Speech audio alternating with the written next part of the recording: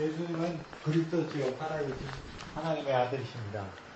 예수님이 그리스도로서 우리 죄를 위해서 죽으시고 부활하신 이 복음은 모든 믿는 자에게 구원을 주시는 하나님의 능력이고 또 우리가 가진 모든 문제에 해답이 됩니다. 제가 지난번 설교 때 서신자에는 예수님을 그리스도로 믿는 믿음이 있을 때 구원을 받는다 하는 것이 대단히 핵심적인 복음의 요소인데, 마태, 마가, 누가복음에서 오늘 본문 말씀같이 예수님의 말씀을 보면 좀 차이가 있고 제가 그것을 이해하려고 좀 노력했다고 말씀을 드렸습니다. 근데 그걸 어떻게 이해하고 해결했는지를 대충 얼버무리면서 말씀을 안 드리고 그냥 설교를 했는데, 우리 충성교회 성도님들은 워낙 믿음이 좋으셔가지고 다 잘 믿어져서 설교 끝나고 저한테 물어보시는 분이 한 분도 안 계신 것 같습니다.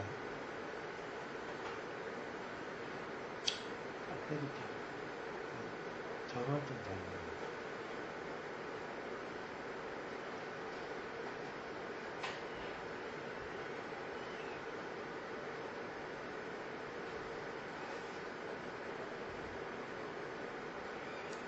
두 번 설교할 때 계속 얘기를 하는데 요번에도 좀 아슬아슬한 것 같습니다. 오늘 본문 말씀을 보면은 요한이 잡힌 후에 예수께서 갈릴리에 오셔서 하나님의 복음을 전파하여 이르시되 때가 찼고 하나님 나라가 가까웠으니 회개하고 복음을 믿으라, 이렇게 말씀하고 있습니다. 문장을 보면 14, 15절은 한 문장으로 되어 있습니다. 14절에서 예수님께서 하나님의 복음을 전파하셨다 말씀했고, 15절은 하나님의 복음에 대한 해당 내용에 해당됩니다. 15절 말씀이 때가 찼고 하나님 나라가 가까웠으니 회개하고 복음을 믿으라 하는 이 말씀은 앞에서 14절에서 말했던 하나님 나라의 복음의 내용에 해당됩니다. 그래서 15절에서 복음을 믿으라는 말은 본문 말씀을 그대로 따를 때 직접적으로 하나님의 복음을 말하고 그 의미는 하나님 나라의 복음에 해당됩니다. 마가복음뿐만 아니라 마태복음에서도 예수님께서 공생애를 시작할 때 4장 17절에서 이때부터 예수께서 비로소 전파하여 이르시되 회개하라 천국이 가까워졌다, 이렇게 말씀하고 있습니다.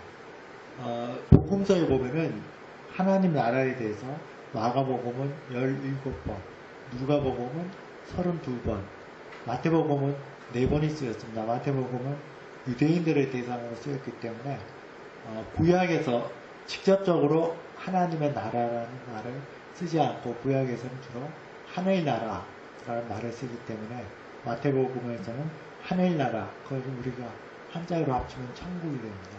그 천국에 대한 하늘나라로 대신해서 많이 쓰였습니다. 20세기 어느 신학자가 한 말처럼 예수님은 하나님 나라를 선포했는데 남은 것은 교회다 하는 말을, 그 사람의 이름보다 그 말이 더 중요하게 많이 회자되고 있습니다.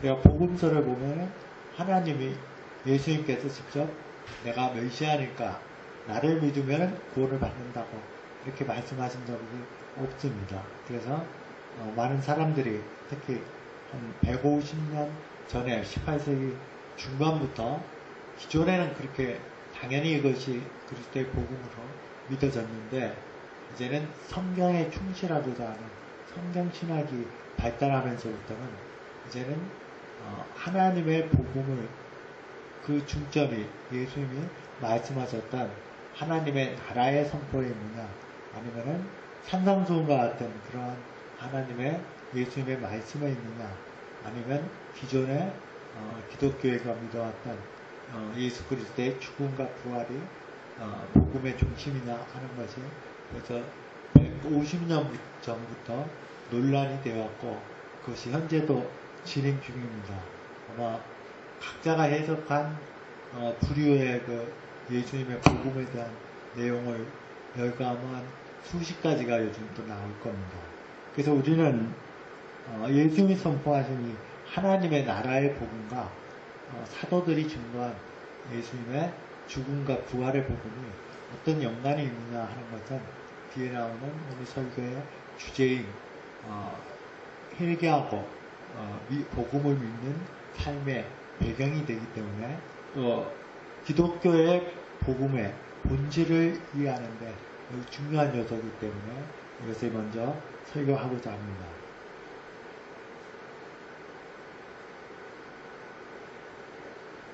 하나님 나라 할 때 나라는 헬라어는 바셀레이아라는 뜻인데 두 가지 뜻을 가지고 있습니다. 하나는 통치하고 지배하는, 그건 눈에 보이지 않는 거죠.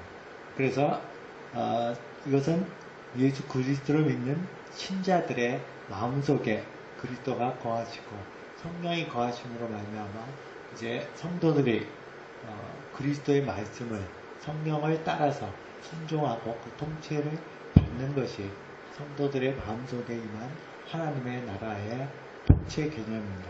예수님께서도 누가복음 17장 20절에서 21절에서 바리새인들이 하나님 나라가 어느 때에 임하나이까 물건을 예수께서 대답하여 가라사대 이르시되 하나님의 나라는 볼 수 있게 임하는 것이 아니요 또 여기 있다 저기 있다고도 못하리니 하나님 나라는 너희 안에 있느니라 이렇게 말씀하셨습니다.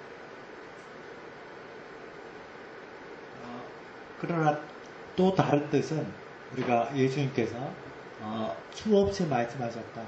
이렇게 하면은 천국에 들어가지 못하리니 하는 실제적으로 지역이 있고 어떤 왕국이 있는 그러한 나라를 그런 통치가 이루어지는 것도 하나님 나라의 두 번째에 해당됩니다.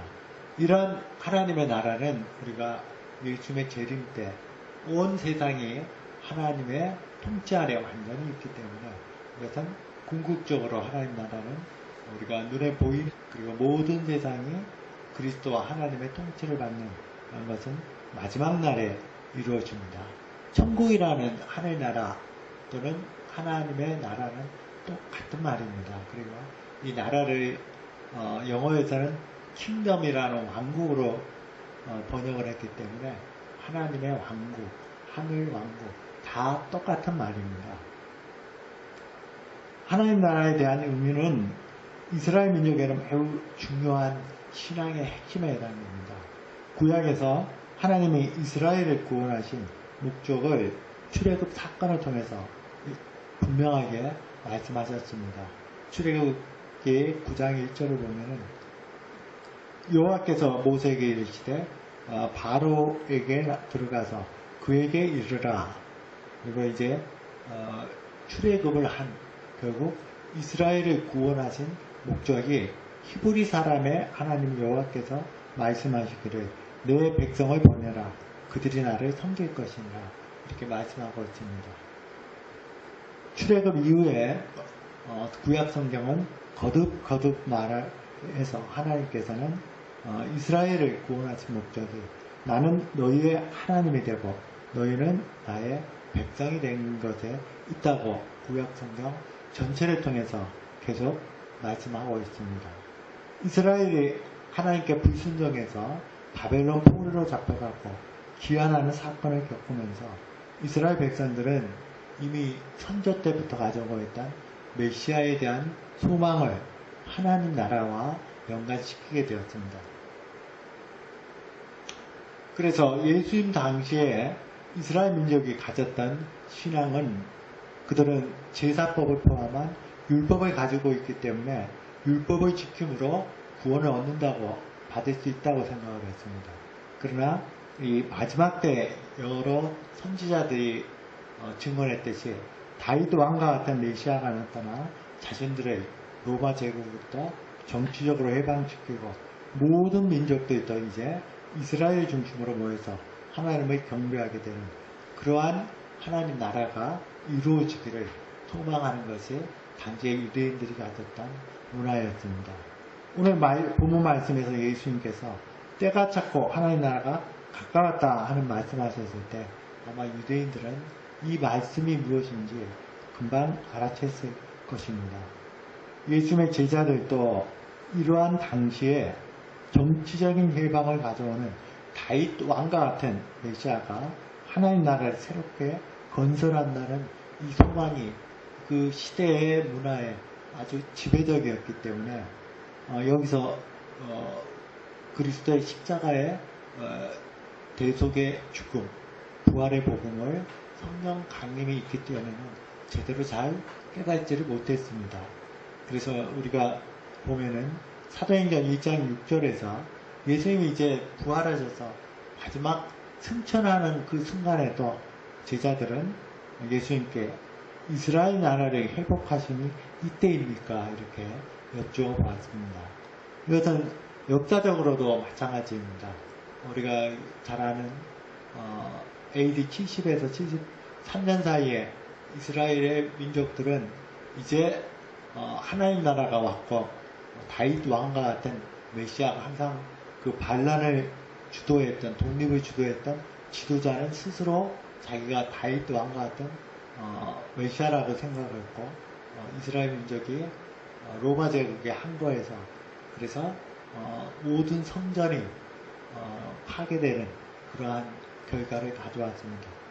그럴 때 72년경에 바리새인들은 그때 우리 그 초대교회 성도들은 우리 천지단이 가졌던 요르단 동편으로 피난을 갖고 그 반란에 참석하지 않았습니다. 그래서 유대인들로부터 민족의 배반자라는 그런 비난을 받았고 유대 지역에 있었던 얌비아라는 지역에서 72년에 바리새인들이 회의를 거쳐서 모든 이방 지역에 있는 해당에서 기독교인들의 출입을 금하고 해당에서 예배를 드릴 때는 기독교인들의 먼저 저주를 선언한 다음에 예배를 드리도록 결의함으로 인해서 기독교와 유대교가 그때부터 완전하게 분리가 되었습니다. 그러나 그때뿐만 아니라 다시 AD 113년, 117년 사이에 유대 지역에 또다시 거대한 반란의 사건이 일어났고 그것이 진압된 다음에는 아예 유대인 기독교인들은 예루살렘 지역으로 들어오는 것이 금해졌고 할례를 행하면 사형으로 다스려졌습니다. 그리고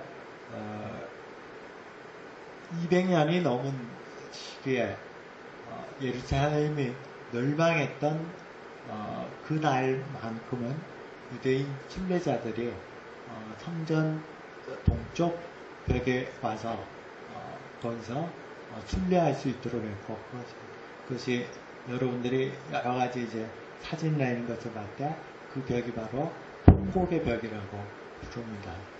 그만큼 이스라엘 민족에게는 하나님의 나라의 개념이 이렇게 정치적으로 자신에게 오는 것을 알 수 있지만은 우리가 그리스도인들이 거기에 전혀 개입하지 않았다는 것은 이미 초기부터 기독교인들은 하나님의 나라가 정치적인 메시아로 이루어지는 것이 아니라 이제 그리스도의 십자가의 죽음과 부활이라는 고난받는 종에 대한 예언으로 그들은 받아들여졌던 것입니다. 항상 이렇게 국사나 세계사 공부 시간에 교과서에 없는 내용을 얘기하면은 중요한 교과서 내용은 기억이 안 남고 어휘적으로 했던 것만 기억이 남을 수 있는데 설교가 끝나면 그럴지 모르겠습니다. 예수님은 실제적으로 오늘 본문 말씀에서 실제적으로는 하나님 나라의 복음을 선포하셨지만 그 의미를 유대인들과 제자들이 깨닫지 못해서 그렇지 그리스도의 복음, 예수님의 죽음과 부활을 전하셨습니다. 그러나 그런 것을 아직 어떤 의미에서는 꿈에도 생각해 보지 못했던 제자들과 유대인들이기 때문에 그들의 수준에 맞춰서 같은 뜻이지만은 단지 유대인들의 소망인 하나님 나라의 복음으로 선포하셨던 것입니다. 이제 요한복음 14장 16절의 말씀과 같이 예수님은 부활 승천하셔서 성령을 보내셔서 이 보혜사가 영원토록 제자들과 함께 있게 하시겠다고 말씀하셨고, 이어서는 26절에서는 예수님의 이름으로 보내신 성령의 사역이 그가 너희에게 모든 것을 가르치고 내가 너희에게 말한 것, 오늘 본문 말씀과 같이 제자들에게 말했던 그 의미가 무엇인지 깨닫고 생각나게 해주시겠다고 약속하셨습니다. 실제로 사도행전 2장에서 오순절 성령 강림을 통해서 제자들에게 예수님이 하셨던 말씀을 깨닫게 되는 성령의 역사가 이루어졌습니다. 이러한 성령의 역사 가운데 제자들은 매우 놀라운 복음에 대한 참된 이해와 믿음을 가졌고, 이것은 단순히 지식적인 이해와 믿음이 아니라 그들 자신이 살아계신 예수님이 자신의 마음속에 또 자신의 삶 속에 함께 거하시는 적인 경험을 하게 되었습니다.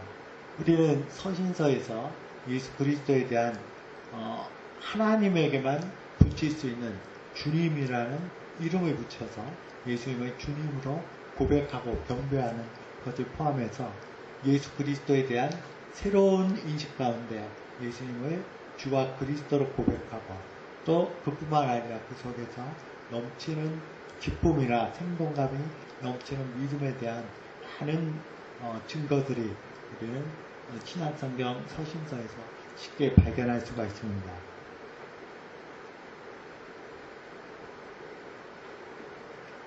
성령 강림으로 인해서 새롭게 믿음을 깨닫고 그리스도라는 이 인격 자체를 경험한 내용을 직접적으로는 사도행전 2장의 베드로의 설교에서 볼 수 있습니다. 베드로는 성령 강림으로 인해서 많은 사람들이 방언을 하고 또 여러 가지 예언을 하는 것을 말세의 요엘 선지자가 성령을 부어주는 사건으로 증거를 했습니다. 사도행전 2장 16절에서는 이런 곧 선지자 요엘을 통해서 말씀하신 것이 일러스되 하나님이 말씀하시기를 말세에 내가 내 영을 모든 육체에 부어주리니, 이렇게 적용을 함으로 인해서 오늘 본문 말씀에서 나오는 때가 찼고 하나님 나라가 가까워졌다 하는 이 말씀을 확실하게 그 의미를 깨닫게 된 것입니다.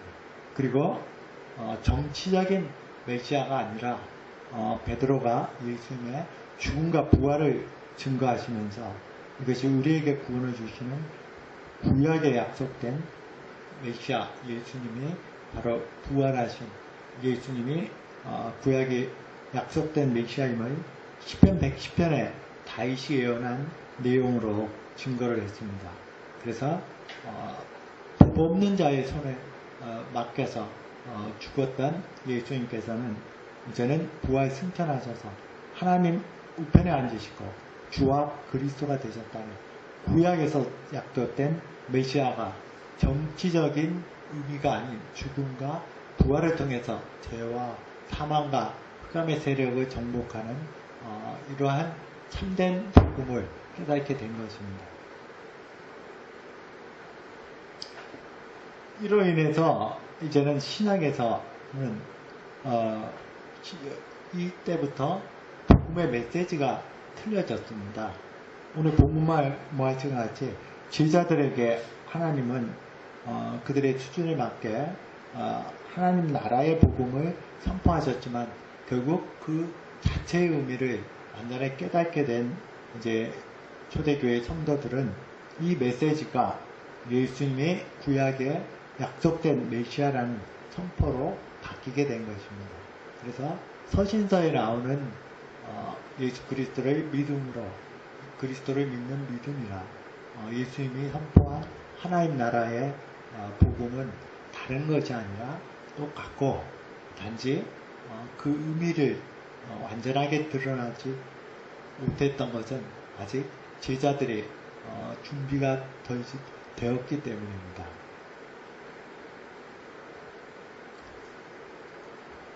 사실 하나님 나라는 예수님과 함께 이 땅에 같이 필요했고 예수님 자신이 하나님이시기 때문에 하나님 나라는 곧 하나님 예수님 자신이시기도 합니다.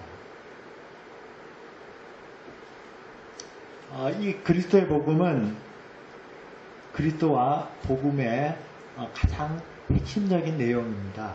다른 종교들은 교주의 가르침을 믿습니다. 그러면 우리도 그리스도의 가르침을 믿어야 하지만은 1차적으로 그리스도의 가르침을 믿는 것이 아니라 그리스도 자신이 어떠한 분이신지 그를 주님과 그리스도로 또 구약에 약속된 메시아로 믿는 신앙이 바로 기독교 신앙의 본질입니다. 왜냐하면 그리스도는 살아계셔서 우리 가운데 있기 때문입니다. 이렇게 그리스도는 예수 그리스도라는 인격 위에 살아계신 예수 그리스도의 인격 위에 세워진 종교입니다. 그렇다고 예수님이 하신 말씀이나 예수님의 삶의 본이 의미가 없다는 것은 전혀 아닙니다. 그러나 이것은 오직 예수님을 그리스도로 믿어서 거듭난 성도들에게만 의미를 갖습니다. 우리가 오랫동안 목사님의 산당 수훈의 설교를 들었지만 그 설교는 직접적으로 모든 사람에게 한 설교가 아니라 제자들의 삶이고 거듭난 사람들의 이러한 삶이 이루어진다고 예수님께서 말씀하신 것입니다. 예수님의 말씀이나 예수님의 삶의 본에 따를 수 있는 것은 오직 믿음으로 거듭나 성령의 은혜로 이제는 자신의 마음속에 하나님 나라의 자체가 되는 그리스도가 임해서 그리스도가 자신을 지배할 때 이 성령의 역사와 은혜를 이루어서 이럴 때만이 예수님의 말씀과 예수님의 복을 따르는 삶이 가능합니다. 복음은 말 그대로 기쁜 소식입니다. 복음이 왜 기쁜 소식이 될 수 있습니까? 오늘 15절 뒤편에 나오는 것처럼 회개하고 복음을 믿으라 하는 이 말씀 때문에 그렇습니다. 우리 편에서 구약의 율법과 같이 매우 엄격한 규율을 지켜야 된다거나 어떤 선행을 해야 된다는 어떤 조건이 없습니다. 회개하고 그리스도의 복음을 믿는 자는 모두 구원을 얻게 됩니다. 그래서 이 복음은 모든 시대의 모든 종족의 사람들에게 또 어떤 문화랑이든지 관련 없이 배운 자든 못 배운 자든 지위가 높은 자든 안 높은 자든 아무런 차이 없이 그들 모두에게 기쁜 소식이 됩니다. 왜냐하면 복음이 선포될 때 회개하고 예수 그리스도의 복음을 믿음으로 받아들이기만 하면 되기 때문입니다. 이제 회개하고 복음을 믿는 삶을 좀 더 구체적으로 설교하면서 설교를 마치고자 합니다. 성경에서 말하는 회개와 믿음은 서로 분리해서 생각할 수가 없습니다. 회개가 없는 믿음도 있을 수가 없고 믿음 없는 회개도 있을 수가 없습니다. 신구약 성경 전체에서 회개는 두 가지 의미로 쓰였습니다. 첫 번째는 오늘 오전 예배 때 목사님께서 말씀하신 것과 같이 자신의 죄를 자백하고 그 회개에 합당한 열매를 맺는 것에 해당됩니다. 여기에 대해서는 제가 더 설교를 하지 않겠습니다. 회개의 두 번째 의미는 자신의 마음과 삶의 근본적인 방향을 하나님과 그리스도로 향해서 그것이 바뀌어지는 데 있습니다. 지금까지 자기 자신의 중심으로 살았고 주변 사람들의 인정이나 또는 주변 사람들에게 자신이 어떤 영향력을 행사하려고 했던 마음과 삶에서 떠나 이제는 오직 그리스도와 그의 십자가를 바라보는 삶으로 자신의 마음이 근본적으로 바뀌는 것을 성경에서는 회개라고 합니다. 이것이 우리의 믿음의 시작이지만 우리는 계속적으로 다시 자기 중심적으로 들어오기 때문에 우리는 항상 기도와 말씀 가운데서 이러한 그리스도의 십자가를 바라보는 회개의 삶은 우리의 삶 가운데 믿음의 중심으로 계속 이어져야 합니다. 회개가 그리스도와 그의 십자가를 바라보는 것이라면 그 속에는 막연한 개념이 아니라 바로 그 그리스도가 누구이신지, 십자가의 죽음과 부활의 복음이 무엇인지에 대한 이해와 믿음이 포함되어 있습니다. 그래서 제가 회개와 믿음은 분리될 수 없다고 말씀을 드린 것입니다.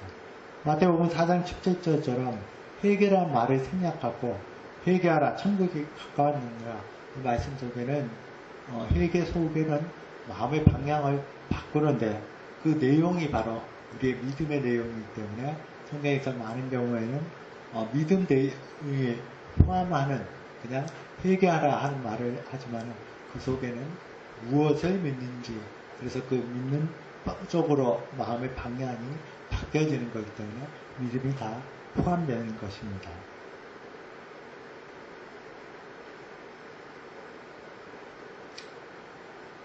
회개와 믿음의 삶은 그리스도의 십자가의 대속의 복음을 머리로서만 아니라 마음으로도 믿는 것이고 손발로도 함께 믿는 전인격적인 믿음이고 이러한 믿음에서 더욱 자라가는 데 있습니다.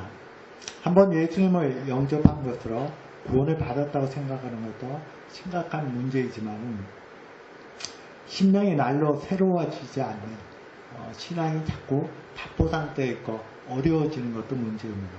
이러한 원인의 가장 큰 중점은 십자가의 복음을 잘 믿지 못하고 그리고 그 안에서 자라가지 못하기 때문입니다.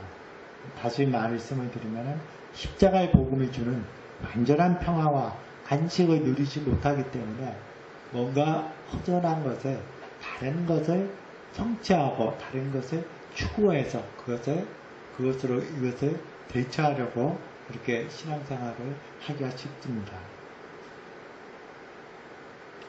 신앙생활을 하면서도 뭔가 열심히 하지 않으면 큰 벌을 받을 것 같고 나 자신이나 자신 주변에 나쁜 일이 생길 것 같다는 두려움을 갖고 신앙생활을 하기가 쉽습니다. 물론 자신의 신앙을 경건하게 유지해야 하는 점을 무시하면서 제가 드리는 말씀이 아닙니다. 또한 이렇게 신앙생활을 열심히 하면은 장차 죽어서 영생을 얻겠지만 이 세상에서도 그에 합당한 복을 얻을 것이라고 어떤 대가를 바라는 마음에서 신앙생활을 하기가 쉽습니다.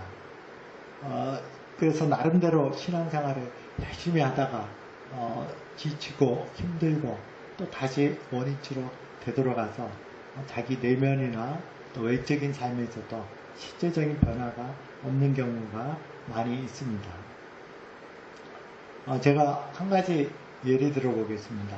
어떤 사람이 자기에게 큰 피해를 줬다면은 그 사람이 거기에 대한 보상을 하고 그리고 법적으로 합당한 벌을 아주 심한 벌을 받았다고 해도 그 사람이 자기에게 입힌 어떤 그 불쾌한 마음 그리고 순난 감정은 사람은 많은 경우에 남아있게 됩니다. 그래서 벌을 받고 보상을 다 받아도 그 사람과 화목하지 않고 아마 다시 안 보는 경우가 많습니다. 그리스도의 십자가를 이렇게 이해하는 경우가 우리 중에 많이 있습니다. 십자가의 대속의 의미를 성경에서는 죄를 속한다 하는 의미에서 세 가지 측면으로 말합니다. 첫 번째는 말 그대로 죄를 속한다는 의미로 법적으로 우리가 죄를 사함을 받았다면은 아까도 말씀드렸듯이 하나님도 인격체이시기 때문에 범죄한 인간을 향해서 하나님은 진노하시는 하나님으로 신약 성경, 구약 성경에서 계속 나타나고 있습니다. 그리스도께서 지신 십자가는 무한한 능력과 그분의 고귀한 희생이 있기 때문에 하나님의 진노도 우리를 향한 진노도 누그러뜨리는 그러한 은혜가 같이 포함이 됩니다. 성경은 그것을 화목이라는 말로 씁니다. 그리스도가 우리의 화목 제물이 되셨다 하는 것은 우리의 죄를 사함을 받을 뿐만 아니라 하나님의 진노도 우리를 향한 진노도 누그러뜨려졌다고 생각하는 것입니다. 하나님을 믿으면서도 법적으로 죄사함을 받은 것은 믿는데 아직도 자신에게는 진노하는 하나님으로 누군가 조금이라도 잘못하면 큰 문제를 일으킬 것 같이 두려운 마음을 갖는 것은 아직 참된 복음에 대한 신앙이 자기에게 뿌리를 잘 내리지 못한 경우입니다. 그리고 이로 말미암아 우리가 원수되었던 하나님과 관계가 회복돼서 하나님의 자녀로 이제 관계가 회복된 것을 성경에서는 화해라는 말을 쓰고 있습니다.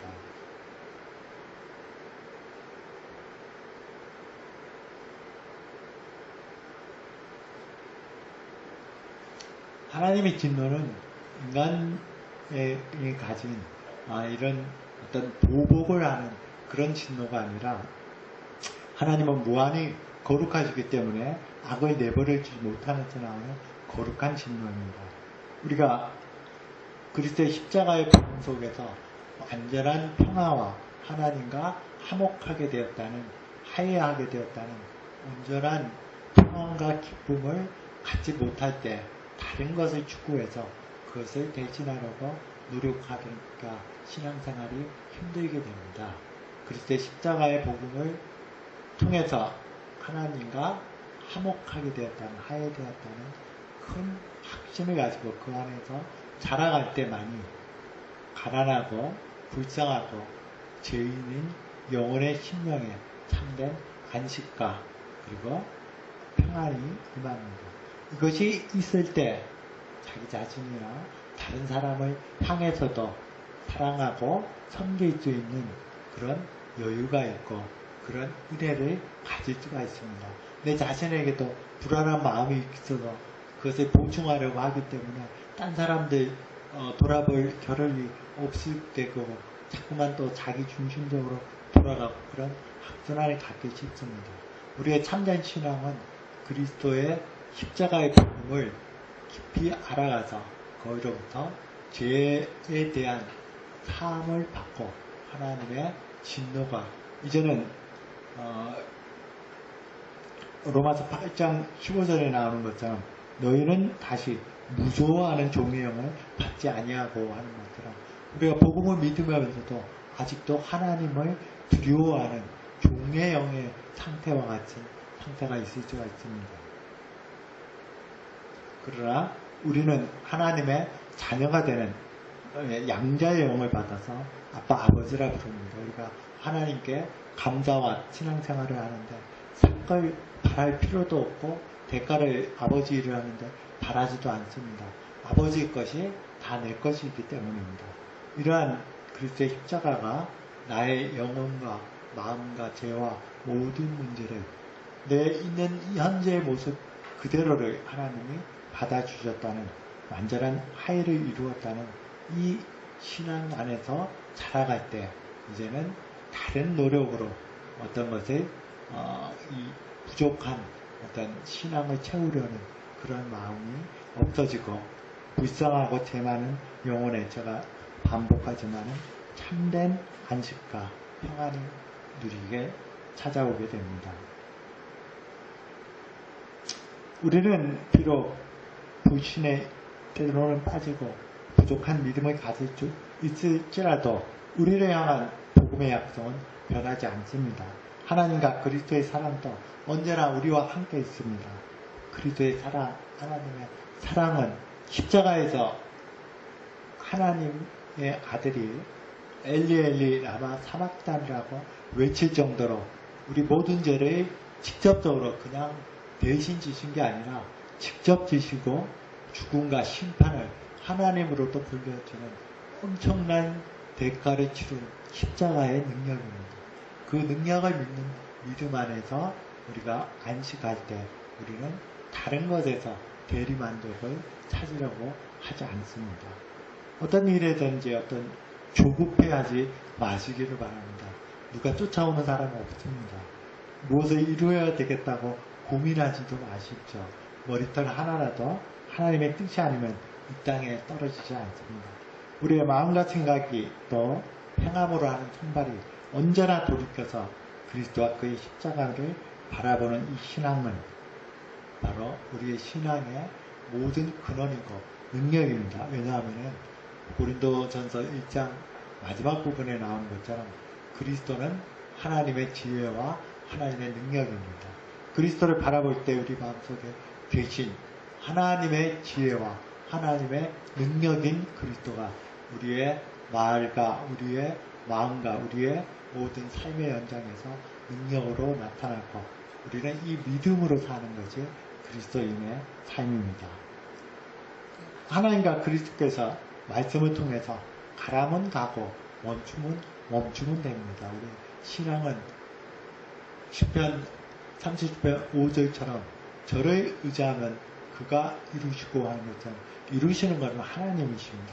저를 의지하면 히브리어에서 이 조건문은 반드시 그렇게 해야 된다는 어떤 강제성이 있는 조건문입니다.